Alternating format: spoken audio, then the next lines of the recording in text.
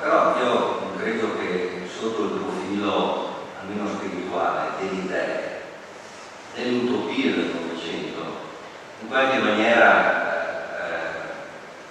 possa essere identificata come quando cade un aereo, si cerca la scatola nera per capire il motivo per cui l'aereo è caduto. Restiamo sul piano delle idee. Secondo lei, la scatola nera del comunismo, che cosa possiamo trovare sul piano delle idee e dell'utopia? Ma io mi ritrovo anche sul piano delle idee a dover confermare, come dire, il tipo di diagnosi che ho tentato all'inizio, cioè dell'ambiguità. Cosa ha predisposto dal punto di vista delle idee al declino, al crollo, alla caduta del muro?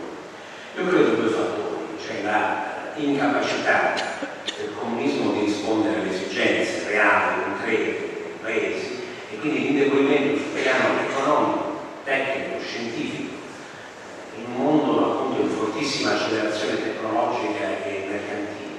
E quindi da questo punto di vista credo che ci fosse nel comunismo già il seme marcio di un'idea che non produceva più frutti, era diventata un apparato, non era più un'idea, non c'era una passione che animava l'idea rivoluzionaria, il cambiamento del mondo, c'era soltanto una burocrazia, anzi una gerontocrazia.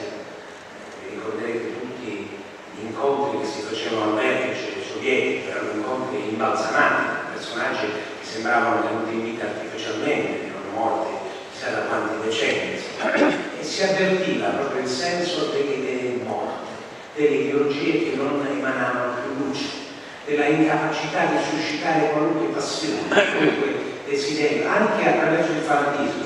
Non c'era più nemmeno il fanatismo, c'era soltanto una cieca obbedienza a un rigido sistema di norme, un autoritarismo asfittico, un totalitarismo spento, greve, duro ma spento.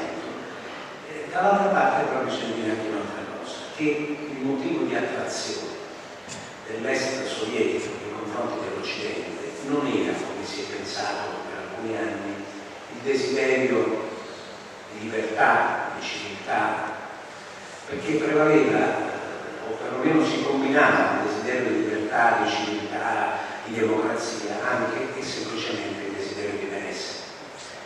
In fondo è stata l'opulenza dell'Occidente ad attirare il mondo orientale, è stata la ricchezza, lo standard di vita. Qualcuno dice che sono stati più i vizi dell'Occidente che le virtù ad attirare il mondo sovietico.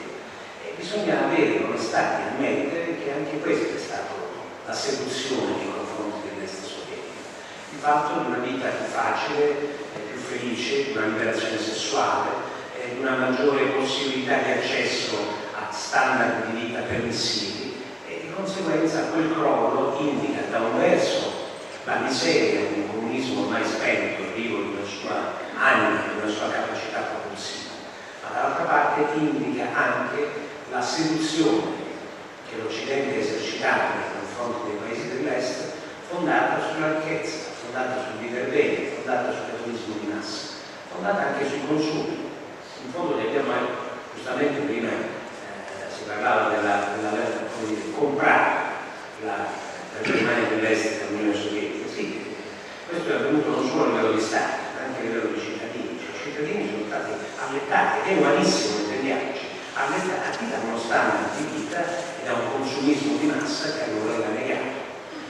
Quando si vuole opporre al materialismo opulento dell'Occidente, un materialismo povero, giustamente i cittadini dicono: perché dobbiamo soffrire avendo lo stesso orizzonte di ieri? Perché non tentare un materialismo più ricco, più vincente, più benestante?